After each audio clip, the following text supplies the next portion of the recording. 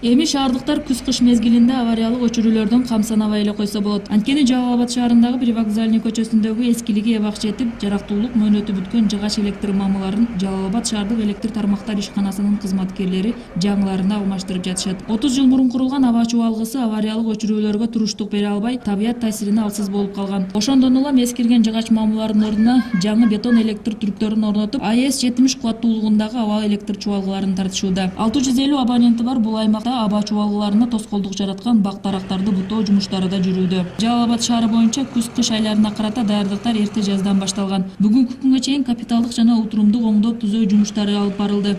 Сарчыбаев, Эркиндик көчөлөрүндөгү электр мамылары алмаштырылган. Электр чубалгыларына бак-дарактар тоскоолдук жараткан 171 чакырым тазаланды. Эскирип калган электр мамычаларды жаңы железобетонный мамычаларга алмаштырып атабыз күз-кышка карата баардык. Ошо 30 жылдай болду. Ошонун эскириги жетип чирип калган үчүн алмаштырып атабыз.